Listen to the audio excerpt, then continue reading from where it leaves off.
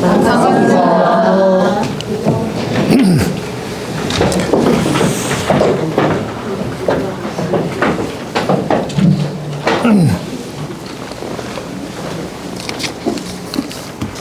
네, 반갑습니다. 지난 시간에 금강경의 성립에 대해서 약간 개론이라고 할까? 경전을 공부하기 전에 좀 한번 생각해보는 그런 시간을 한번 가졌습니다. 금강경 전체가 이야기해야 될 부분이고, 우리가 흔히 이제 불교를 실천하는 입장에서 보면, 금강경, 여기서도 이제 그런 말이 나옵니다. 금강경이 있는 곳을 부처님의 사리가 있는 탑처럼 존중하리라. 이런 말이 있어요. 그런 의미에서 금강경을 우리는 보통 법으로 전해지는 부처님 사리, 법사리라고 부릅니다. 이것을. 그래서 이제 부처님의 몸에서 직접 나온 진신사리가 있을 테고, 또 부처님의 말씀으로 전해지는 금강경과 같은 법사리가 있을 테고, 진리의 사리가 있을 테고, 그리고 이제 실제로 부처님 우리에게 남긴 유산 중에 하나가 이제 승가이기도 합니다. 우리를 포함한 사부대중을 포함한 불법을 담지하고 횃불을 우리 서로 연결해서 이어주듯이 부처님의 진리 등불을 연결해주는 살아있는 움직이는 존재, 이것도 살입니다. 그러니까 이제 우리도 살이이고 살이라야 되는 거죠. 네? 우리도 살이인데 본질적으로는 살이라야 되는 거죠. 부처님의 그야말로 정수가 우리에게도 그대로 내려와야 와 있고, 우리는 그것을 전하는 입장이 돼야 된다. 이렇게 3대 사리가 있어요. 그러니까 이제 우리가 금강경을 읽으면서 부처님과 부처님의 법과 부처님의 법을 실천하는 우리의 3자에 대해서 한번 생각해보는 그런 매 시간이 되어야 된다. 이게 이제 금강경을 읽는 마음입니다. 오늘은 법회 인유분, 법회가 일어나게 된 사연이라는 제목을 갖는, 이 제목은 제가 지난번 말씀드렸듯이 양나라의 소명태자라는 아주 천재 태자가 있었다 이 말이죠. 이 태자가 이제 우리에게, 이게 양나라는 게 지난번에도 말씀드린 것처럼 중국의 남방에 있었던 가장 강력한 왕조였어요. 그리고 이제 달마 스님이 만났던 양무제가 바로 이 소명태자의 아버지라고요. 아버지고, 우리나라 신라시대 때도 양나라하고 일시적으로 이 불교를 통한 교류가 있었습니다. 그 삼국유사에도 그 교류 사실이 보이고요. 그런 이제 불교 국가인 양나라의 이제 태자가 직접 금강경을 단락나누기를 한 것, 이것이 이제 법회 인유분에도 나타납니다. 여시함은 보시죠. 처음에 한번 읽어드리겠습니다. 한번 속으로 따라 읽으셔도 좋겠고요. 가만히 낮은 소리로 읽으셔도 좋겠습니다. 한 구절 읽겠어요. 내가 이와 같이 들었습니다. 한때 부처님께서 사위성 기타태자의 숲, 급고독 장자가 세운 사원에 큰 비구들 1250명과 함께 계셨습니다. 이랬어요. 뒤에 이제 현장법사가 번역을 한 걸 한번 참고해 보시면, 현장법사가 이제 어떤 원칙으로 번역을 했는지를 조금 눈치채실 수 있을 것 같고, 참고용으로 한번 같이 읽어보실 필요가 있습니다. 내가 이와 같이 들었다. 이걸 이제 한문으로는 여시아문이라고 표현해요. 그러니까 이게 참 희한한 거죠. 이 여시아문의 주체는 안한존자거든요. 근데 이제 이 안한존자가 경전을 송출할 때 이걸 송출이라고 해요. 왜냐하면 이 양반은 들으면 잊어버리지 않는 거예요. 그러니까 그 당시에 메모도 없었고요. 메모도 없었고, 실제로 요 경전이, 초기 경전이 결집될 때는 부처님 돌아가시고 나서 직후에 했거든요. 근데 그때 기록 안 했어요. 그냥 다 제자들이 모여서 안한존자가 이렇게 송출을 해내면, 외웠던 것을 풀어내면 500비구가 있다가 맞다, 아니다. 그때 아마 가섭존자가 사회를 봤을 거예요. 이렇게 안한존자가 송출했는데 이것에 문제가 있습니까? 없습니까? 없습니다 하면 넘어가고, 없습니까? 하면 없습니다 하면 넘어가고를 쭉 반복한 것이 부처님 돌아가시고 나서 한 번에 안 거에 일어났던 일이거든요. 그래서 이제 이 안한존자가 내가 이와 같이 들었다 하는 이 말에는 의미심장한 것이 있는 것이, 부처님이 이렇게 말씀하셨다 하면 안 되는 거예요. 왜냐하면 내가 오해했으면 어떡해. 내가 오해했을 여지를 남겨두고 모두가 그래 부처님이 그렇게 말씀하신 걸 나도 들었어 정도에서 해야지, 부처님이 이렇게 말씀하셨습니다 하면 여지가 없는 거예요. 그래서 반드시 내가 이와 같이 들었다라고 모두의 이 법문을 설해야 된다. 당연히 내가 말한다 이건 얼토당토하지 않고요. 내가 말한다 이건 안 되고, 부처님이 말한다도 위험하고, 내가 이와 같이 들었다가 경전을 송출하는 제자들의 절대적 입장이었다 이거죠. 그러니까 이제 제가 이렇게 학생들에게 강의를 해보기도 하고 여러 도반님들하고 불법 얘기를 해보기도 하는데, 그러면 대체적으로 중요한 얘기는 까먹으시고 견 얘기를 기억해요. 그래 학생들에게도 그렇더라고요. 엄청 재밌게 하고 기억하라고 이렇게 윤활유 치듯이 양념을 이렇게 주기도 하거든요. 근데 학생들이 양념만 기억해요. 그러니까 이제 이 당시에 가섭존자가 이제 부처님이 돌아가시고 나서 한 제자가 망언을 합니다. 모두 다 슬퍼하고 있는데 이 사바따라는 이 제자가 수바따라는 이 제자가 슬퍼할 게 뭐 있느냐. 저 잔소리쟁이 영감님이 돌아가셨으니 이제 오늘부터 우리는 우리 하고 싶은 마음대로 하면 된다. 그러니까 가섭존자가 들으니까 가섭이 덜컥한 거예요. 아, 부처님 법이 여기서 사라지겠구나. 그래서 이제 제자들을 총결집을 해요. 그때 이제 500명이 모였다는 거예요. 혹은 1000명이라고 30여럿 있습니다. 근데 그 중에 이제 제일 중요한 이 중심이 안한존자가 되어야 되는데, 이분이 부처님의 설법의 핵심을 기억했는지 곁다리를 기억했는지가 의심스러운 거예요. 그걸 이제 경전에서는 가섭존자가 선정에 들어가서 아라한들의 상태를 보니 다 좋은데 안한존자 혼자 미심쩍은 거예요. 그래서 쫓아냅니다. 쫓아내고 나서 혹은 그날 저녁에 혹은 다른 데 가서 이렇게 소위 인기 강사 노릇을 하다가 반성을 하고 이제 본격적인 수행에 들어가는데, 그걸 일주일 했다는 설도 있고 하루 저녁 했다는 설도 있어요. 그래서 이제 얼마나 간절했느냐면 그야말로 자선하고 경행하기를 멈추지 않다가 잠시 피곤해서 머리를 그때는 베개가 아니었겠죠. 목침이었겠지. 목침에 머리를 대려고 하는 순간 머리가 목침에 닿기 전에 이 도리를 전부 알았다는 거예요. 그리고 나서 이제 이 가섭존자가 주관하는 칠엽굴이라는 7개의 나무 잎사귀가 7개가 있는 나무가 있는데 이 이름을 칠엽수라고 불렀어요. 이 칠엽수가 있는 동굴이에요. 지금은 이제 우리가 언제고 가볼 수 있을까? 이 칠엽굴에 가보면 500명이 절대 모여서 이 경전을 결집할 수 없다.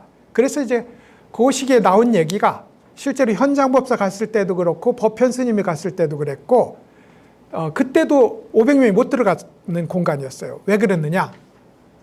지진으로 무너진 거야. 지진으로.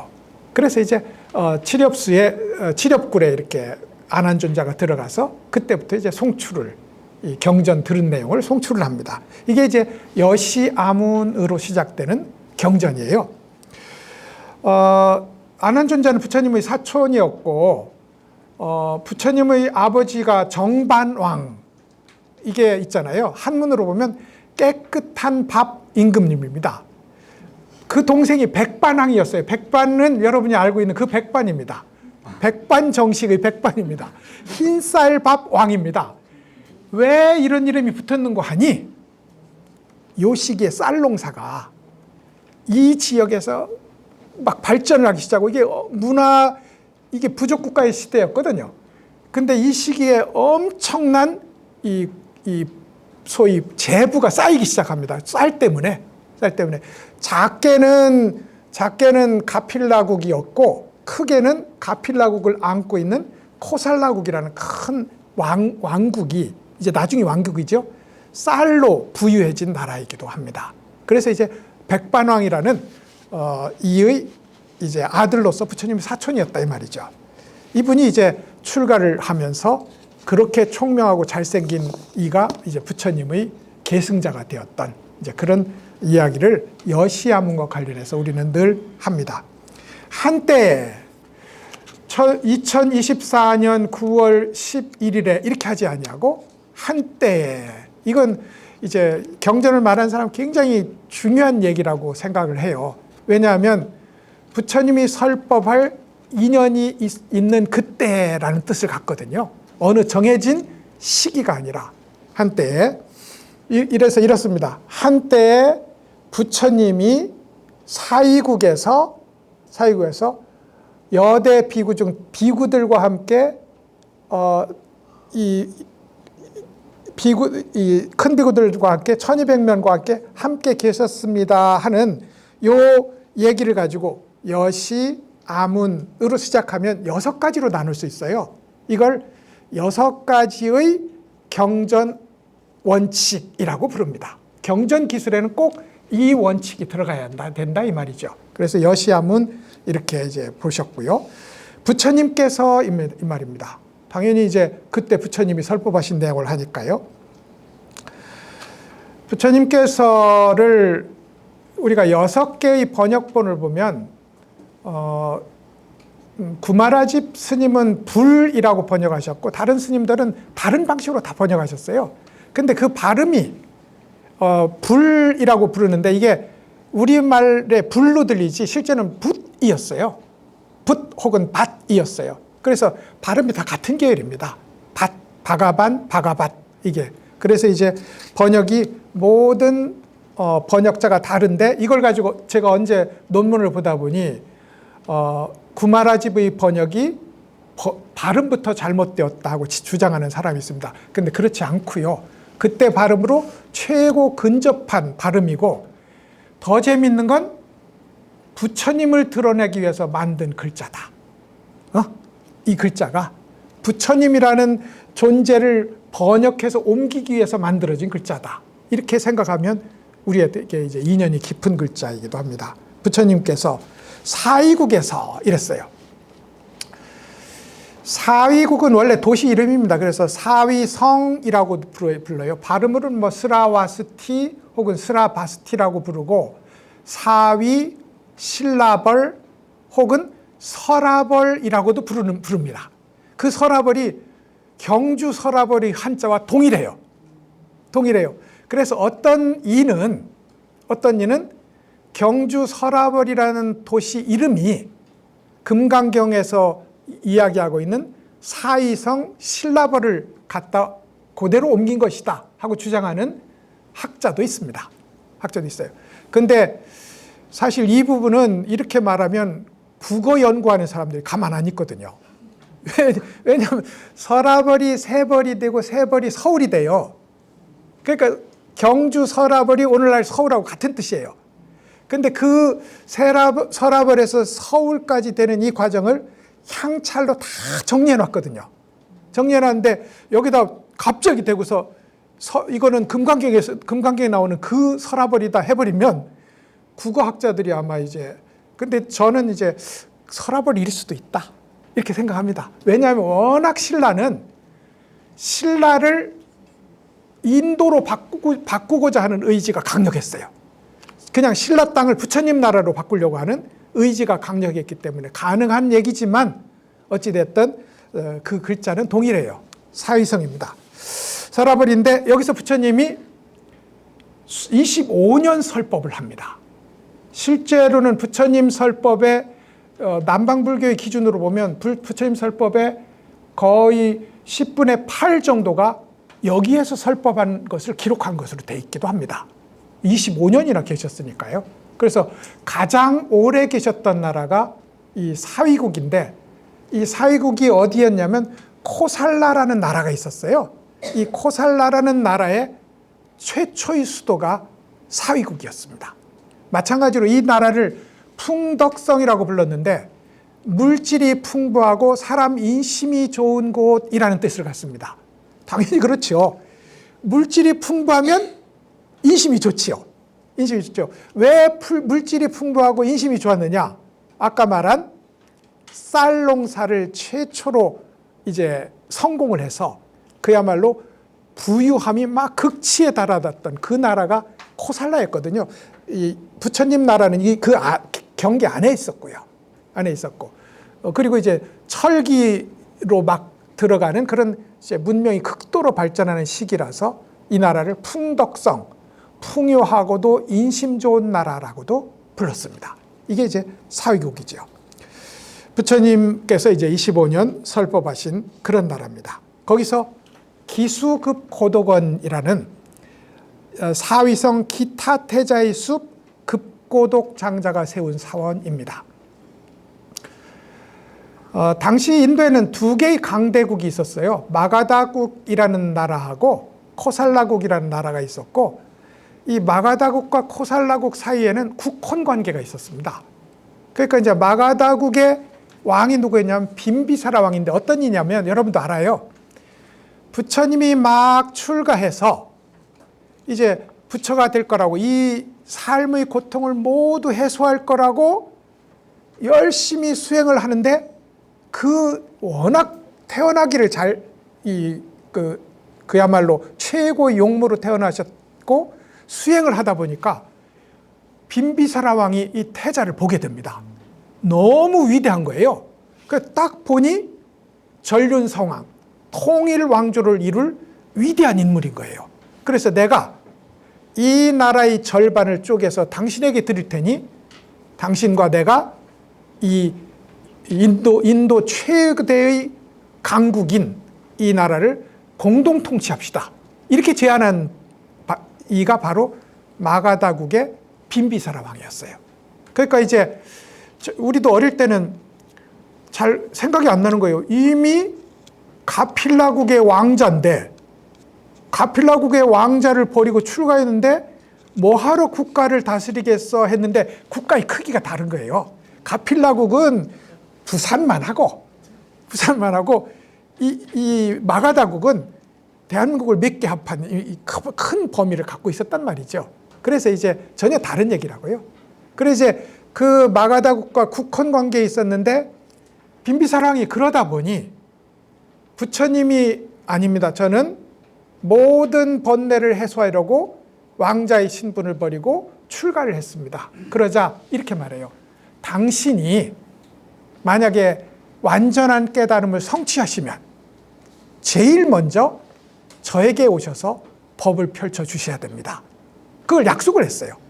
그래가지고 그 뒤로 부처님의 법을 옹호하고 후원하는 최대 후원자가 돼요. 당연히 최초의 사원도 마가다국에 세워집니다. 그게 중림정사예요. 중림정사인데 이 최초의 사원 중림정사에 이제 부처님이 기거하면서 설법을 하고 계셨는데 그때 이제 이따 말씀드릴 급고독장자라는 이가 여기에 이 중림정사가 있는 이 마가다국에 출장을 갑니다. 거기에 또 자기하고 사돈 관계에 있는 사업가가 있었어요. 마가다국의 장자가. 그걸 보니까 자기가 갔는데 사돈이 온 거잖아요. 근데 자기 대접은 그냥 설렁설렁하고 정신없어하고 온 집안이 정신없는 거예요. 그래 보니까 부처님을 섬기기 위해서 공양하기 위해서 공양 준비를 하는 도대체 어떤 이가 그런가 하고 부처님을 뵈러 자기도 갑니다. 그때 법문을 사성제 법문을 했다고 해요. 그런데 너무 감동을 해서 그렇게 말씀을 드려요. 부처님께서 저희도 불쌍히 여기셔서 저희 나라에도 오셔서 설법을 해주세요. 근데 부처님은 실제로는 이렇단 말입니다. 코살라국이 있고 가필라국이 있어요. 무슨 말인지 알죠? 코살라국 큰 범위로 보면 코살라국이에요. 그러니까 역사적으로 부처님을 가필라 석가족 출신이라고 부르기도 하고 코살라국 사람이라고도 불러요. 그러니까 이제 자기 고국이고 좋은 인연이니까 가겠습니다 했어요. 그래가지고 소위 이 사이국의 급고독 장자가 돌아와서 정사를 짓게 되는데 그게 이제 두 번째 사원인 기원정사가 된다고요. 기원정사. 이렇게 해서 양대 사원이 성립이 됩니다. 그게 사이국에서 부처님이 있게 되신 이유입니다. 대체적으로요,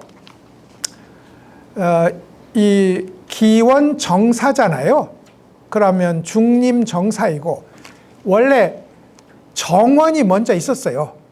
그리고 이제 집은 거기에 부속 건물이 있었던 겁니다. 사람들은 어디서 공부했냐면 나무 밑에서 공부했어요. 나무 밑에서. 그래서 이제 중림 기원정사를 짓게 되고 여기서 이제 부처님이 오셔서 25년간 이 설법을 하셨다는 건데 어느 정도 위치했냐면 예를 들어 여기가 중앙동이니까 여기가 마을이 있다면 요 마을에서 한 1.5km 정도 떨어진 곳?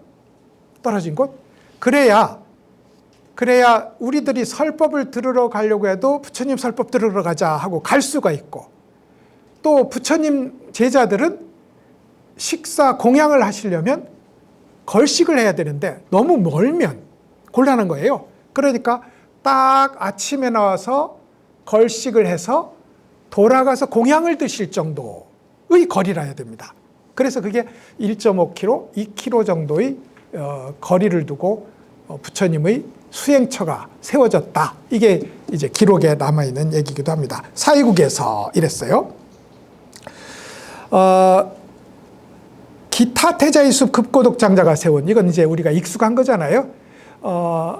이 소위 급고독 장자 그러니까 이 아나타핀디카라고 불리는 이 급고독 장자가 부처님을 초청을 했는데 부처님을 모실 장소가 없어서 장소를 수배하다가 최고의 숲을 발견했는데 그게 전쟁자라는 태자의 이 정원이었다 이 말입니다. 이걸 저한테 좀 양도해 주세요. 그럴 리가 있단 말이죠.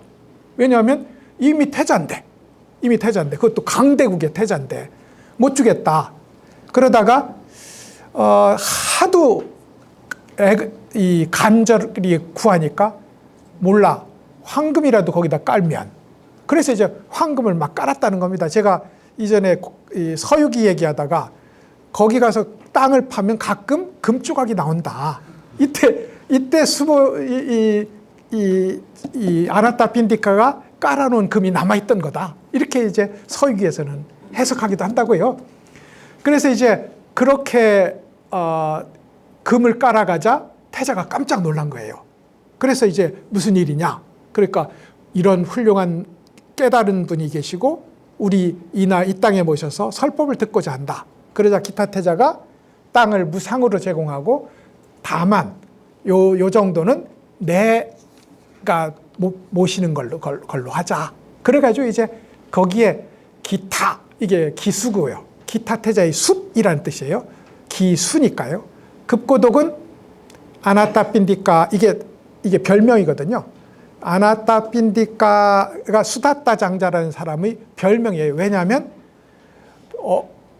어렵고 그러니까 이제 보살펴줄 부모가 없고 보살펴줄 아이들이 없는 어린아이와 노인들에게 끝없이 베풀어줬던 그런 이제 이라서 이름이 별명이 아예 급고독, 외로운 사람들을 도와주는 이라는 이름이 이제 붙었다는 거죠.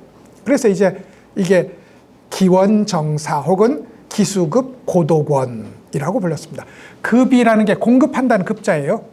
고독이라는 건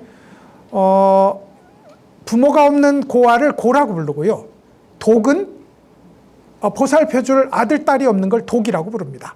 그래서 이제 고독이거든요. 고독. 외로운 존재는 이렇게 네 존재가 있었어요. 첫째로는 호라비. 이거 제일 외롭지요. 왜냐하면 과부는, 그 다음에 두 번째가 과부예요. 제일 외로운 게 호라비야. 호라비, 과부. 그 다음에 보살펴줄 어른이 없는 고아, 보살펴줄 아들, 딸이 없는 독거노인. 이게 이제 환과 고독, 네 가지 불쌍한 존재들인데, 그 중에서도 특히나 호랍이나 과부는 그래도 자기가 먹을 수 있는데, 노동해서 먹을 수 있는데, 고독은 어떻게 해볼 도리가 없거든요. 그래서 이제 이런 이들의 도움을 받았는데, 그게 아나타 핀디카라는 이가 이제 그런 도움을 늘 자청을 했다는 겁니다.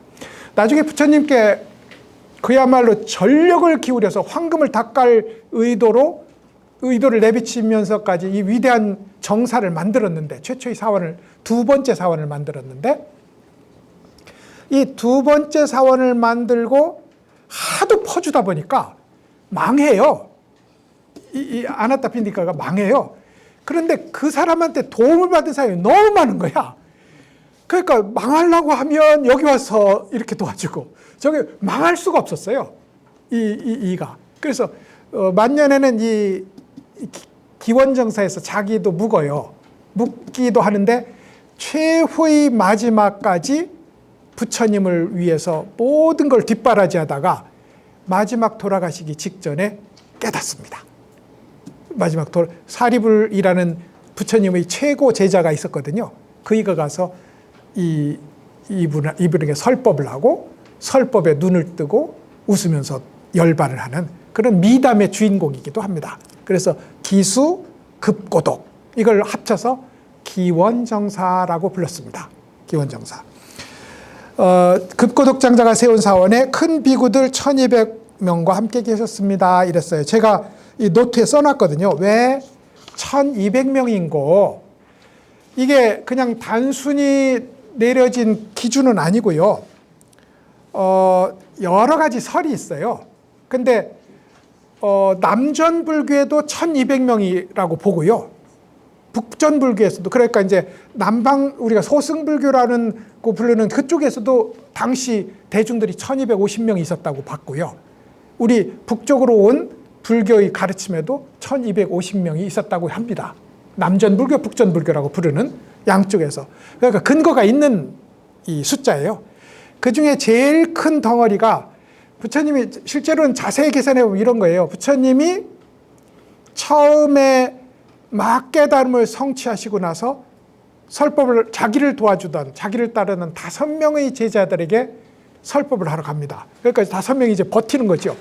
저 고행을 하다가 일신의 안락을 해서 고행조차 멈춘 훌륭하지 못한 사람, 우린 절대 인사하지 말자. 근데 부처님이 오는데 인사를 하지 않고는 못 베기는 거예요. 얼굴에서, 몸짓에서, 태도에서. 그래서 이제 부처님을 모시고 거기서 최초의 깨달은 자 5명이 나옵니다. 그때 이제 성철스님도 여러 번 인용하는데, 이제 이 세상에 나와 같은 자가 6이다. 이렇게 불렀어요. 자기와 5이다 이 말이죠. 그래서 이제 교진여 등을 포함해서 5비구로부터 시작된 교단이 점점 퍼져나가는데, 그 퍼져나간 숫자는 계산을 잘 안 넣고요. 부처님이 위신력을 발휘해서 부처님의 설법을 듣고 그 당시에 최고의 교단 중에 하나였던 가섭 삼형제가 있었어요. 부처님 가섭 삼형제가 500명, 300명, 200명 자기 교도들을 데리고 귀의를 합니다. 그러니까 1000명이 채워졌어요. 1000명이 채워지고 나서 그 다음에 이제 사리불도 당시에 종교계에서 유명한 종교인이었어요. 종교 지도자였어요. 그래서 사리불이 200명을 데리고 오고, 그리고 이제 야사비구가 50명을 데려와서 1255명이 됐다. 오자는 이렇게 뒤에 복잡하니까 뗐다. 이런 설도 있고, 그 밑에 제가 또다시 다른 설을 제기한 것처럼 이런 설, 저런 설도 있습니다. 중요한 것은 우리 예불문에 영산당시 수불부촉 10대 제자 16성 500성 거기에 1250인이 있었어요. 1200 아라한이 있었어요. 여기서는 또 50도 뺐네요. 그죠? 근데 이제 이게 굉장히 공인된 숫자였다. 이거죠. 그래서 여기 1250인과 함께 계셨습니다. 저도 50을 뺐네요. 그죠? 한글 번역에 1250인과 함께 계셨습니다. 이랬어요. 그 다음에 이제 한번 그 다음 구절 보실까요? 그때 세존께서 공양을 드실 때라 옷을 입고 바루를 들고 사이성에 들어가 그곳에서 걸식을 하시니 차례차례 걸식을 마치시고는 본래 자리로 돌아오셨습니다. 이랬어요. 예, 이거는 여러분 누가 읽어도 알 수 있는 거거든요. 그죠? 그냥 다만 제가 이렇게 지금 말씀드린 것은 책에 전하는 이야기가 우리에게 정말 여실하게 살아있는 현실로 되살아나기 위해서 예전 선지식들도 이 부분에 대해서 많은 이야기를 했고요. 그리고 이제 우리도 이제 이렇게 하면서 살아있는 부처님을 만나는 현장으로 되살려야 된다 이 말입니다. 이 한 단락을 가지고 굉장히 중요한 단락인 거지요. 그때 세존께서 공양을 드실 때라 이랬어요. 공양을 드실 때 공양은 12시 이전에 드셨어요. 그게 사시 공양이잖아요. 사시 공양인데 생각해 보시죠. 사시의 공양을 드시기 위해서 걸식을 하러 가면 몇 시에 걸식을 해야 될까? 그러니까 10시부터 12시를 우리가 사시라고 부른다면 그 전에 공양을 해야 돼요. 걸식을 해야 돼요. 그래서 이 경전의 기록에 의하면 정확하게 보자면 대체적으로 6시 넘어 10시 사이, 뭐 다른 스님들 번역도 그렇게 이루어졌어요. 하루를 4조각으로 냈을 때, 대낮을 3조각으로 냈을 때 새벽 아침녘입니다. 6시부터 10시 사이. 이때가 이제 사람들도 세끼 먹는 건 그렇게 보편적이었던 것 같지 않고 사람들도 당시에 뭐 2끼 정도 했을 것 같고 부처님 교단은 한 끼를 드셨잖아요. 그래가지고 이제 그럼 6시부터 10시 사이에 공양을 얻으러 아침녘에 갔단 말입니다. 갔는데 그게 공양을 나간 시기고요. 걸식을 나간 시기고 옷을 입고 이랬어요. 나중에 제가 이 옷을 입고에 대한 노트를 써드린 걸 참고 한번 해보시죠. 번역도 여러 가지가 있어요. 심지어 현장 스님은 치마와 옷을 반드시 입고 이랬어요. 치마도 입고 옷도 입었단 말입니다. 그럼 치마는 뭐였길래 옷은 뭐였길래 이럴까? 어떤 경우는 속치마는 입으시고 겉옷은 들고라고 번역된 것도 있어요. 왜냐하면 이제 이 부처님이 입는 옷이 3가지가 있었다 이 말입니다. 그 당시에 옷 안 입는 교도들도 있었던 거 알죠? 예, 그 당시에 자인화교라고 아예 옷 벗고 다니는 이 종교도 있었거든요. 그러니까 부처님은 너무하다. 너무하면 안 되는 거죠. 너무하다. 그러면은 옷을 1000조각이라도 하나 걸쳐야 된다. 요 1000조각이라도 하나 걸쳐야 된다라고 우리가 개념 잡히는 게 안타회라는 소위 일상 치마가 있었어요. 정말 요만했습니다. 부끄러운 것만 가리도록. 그 다음에 이제 혼자 있을 때는 뭐 더운 나라에서 팬티만 입고 있으면 되는 거잖아요. 그 안타회가 그 정도입니다. 미니스커트 정도? 무릎 위로 올라오는 거. 그 다음에 이제 울다라승이라는 중간 가사가 있었어요. 근데 이 중간 가사는 여기까지 올라왔습니다. 무릎 밑으로 내려왔고 여기까지 올라와서 이제 그야말로 몸매에 신경 쓰지 않아도 되는 수준. 이거 이제 공동생활할 때, 공부할 때, 서로 모여서 이야기할 때 무슨 이야기했을까요? 서로 모여서 이야기하는 경우는 이게 제일 거의 유일했습니다. 그게 뭐냐면 제가 이런 잘못을 했습니다. 대중들이 판단해 주십시오. 혹은 누가 일어납니다. 자, 제가 읽어드리겠습니다. 이런 잘못을 한 사람이 있으시면 손을 들고 고백하세요. 손을 들고 고백하세요. 손을 들고 고백하세요. 있는데 3번 참잖아요. 그럼 여러분 이거 굉장히 곤란합니다. 자, 반성하세요 이거잖아요. 15일에 한 번씩 했거든요. 이걸 15일에 반성하세요 하는데 나 안 했다고 꾹 참다 보면 그 다음에도 못합니다. 그런데 손 들고 저요 이라면 그 다음에는 그 잘못을 안 하게 된다고요. 이게 포살법회의 장점입니다. 대중생활의 장점이에요. 그때는 여기까지 낫는 걸 입었어요. 그리고 나서 이제 속인들을 만날 때는 속인들에게 이제 소위 위험 있는 모습을 보여야 되고 얕잡아 보여서는 안 되고 서로 경계가 뚜렷한 거잖아요. 막 넘나들면 안 되는 거니까. 그래서 그때는 대가사를 입었습니다. 오늘날 스님들 입는 25조 가사, 그 큰 가사예요. 그래서 이제 가사를 3개가 있었는데 이 번역에 의하면 아마도 마을 입국 이 중에 달마급다 스님은 그렇게 번역을 했거든요. 속 치마를 입으시고 겉옷을 들고 가셨다고 번역돼 있어요. 그러면 상황에 따라서 큰 옷은 들고 마을 입구에 가서 입으셨을 수도 있습니다. 그걸 그냥 구마라주 스님은 깔끔하게 옷을 입으시고 이랬습니다. 이게 더 좋은 번역이에요. 옷을 입으시고 바루를 들고, 이때 바루는 인도에서는 바루를 하나 쓰셨어요. 하나 쓰셨는데 전설에 의하면 부처님의 원래 자인하교는 여기다 받아 먹거든요. 이 손에다가. 예. 그래가지고 부처님도 그렇게 이제 별 들고 다니는 게 없으셨는데 그 소위 이게 얼마나 더러워요, 그죠? 생각하기에 따라서. 그래서 사천왕이 4개의 바루를 바쳤다는 겁니다. 사천왕이니까요. 4명이 바친 거예요. 그러면은 북방천왕이 주는 것만 받겠습니까? 동방천왕이 주는 것만 받겠습니까? 주는 대로 다 받아야 인연을 상대하는 불법이 성립하는 거예요. 부처님이 다 받습니다.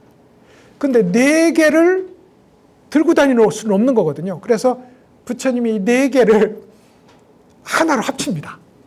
하나로 합쳐요. 그래가지고 이 인도에도 그렇고 우리나라에도 그렇고 4개의 바루를 합친 바루에 대한 신앙까지 있었어요. 그러니까 4개의 바루를 합쳤으니 어떻게 됐겠어요? 옆에 합친 자국이 4개가 있는 겁니다. 그렇겠죠, 그죠? 그릇을 4개 포개는 흔적이 있는 거예요. 어찌됐든 부처님은 이게 이제 돌로 되었다고 하는데 아마 그 뒤로는 그게 아마 유리 종류였을 것이다 하고 부처님 바루를 들고 이제 갑니다. 나중에 법현 스님이라는 현장 스님 다음으로 인도에 간 스님이 봤대요. 이걸 봤대요. 그래가지고 이제 대중들이 공양을 할 때는 부처님, 우리도 사시 공양할 때 올리잖아요.